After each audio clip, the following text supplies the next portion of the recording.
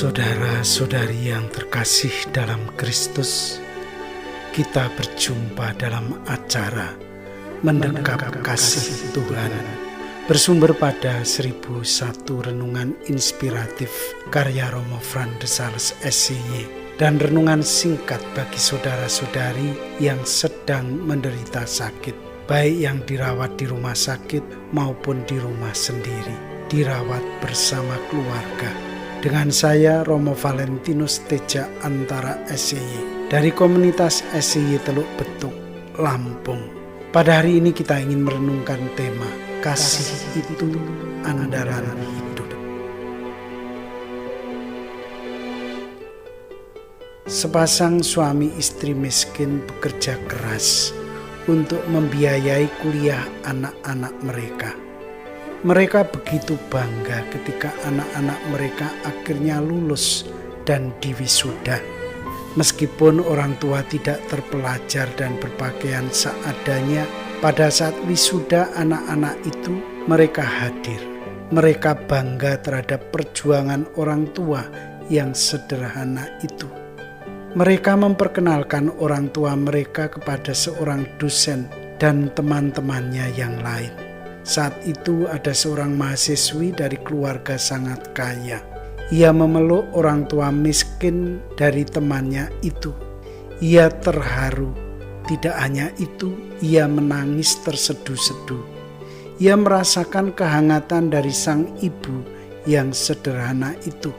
Kasih itu seolah mengalir juga ke dalam dirinya. Setelah memeluk kedua orang tua itu, ia berkata kepada mereka, "Ini pertama kalinya saya merasakan kasih dari sesama. Bapak dan Ibu begitu baik. Kalian memiliki ketulusan hati. Saya tidak pernah merasakannya dari kedua orang tua saya." Menurut mahasiswi itu, kedua orang tuanya selalu sibuk. Mereka mempunyai usaha sendiri-sendiri. Mereka jarang sekali bertemu. Bahkan di rumah pun pertemuan mereka dapat dihitung dengan jari. Saya tidak tahu apakah orang tua saya sungguh-sungguh mengasihi saya. Yang saya tahu, hanya saya tidak pernah mengalami kesulitan dalam hal ekonomi. Apa saja yang saya minta pasti diberi.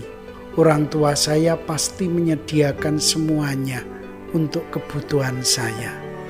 Meski begitu, mahasiswi itu tidak merasa bahagia dalam hidupnya. Ada yang lebih yang ia inginkan dari kedua orang tuanya. Ada yang hilang dalam hidupnya yang mesti ia temukan. Ia merasa hingga kini ia belum menemukan itu. Karena itu ia bersyukur ada sepasang suami istri sederhana yang memiliki kasih yang lebih tulus bagi anak-anaknya. Ternyata hidup itu tidak hanya dicukupi oleh materi. Setiap orang butuh materi bagi hidupnya. Namun ada hal yang jauh lebih penting, yaitu kasih yang tulus ikhlas. Kasih itu tumbuh melalui perhatian dan perjumpaan yang dilakukan. Kasih itu tumbuh dalam suatu relasi yang dekat. Orang tidak bisa menjalin kasih kalau pertemuan saja jarang sekali terjadi. Sebagai orang-orang beriman, kasih mesti menjadi andalan dalam hidup. Tanpa kasih, hidup ini tidak bernilai apa-apa.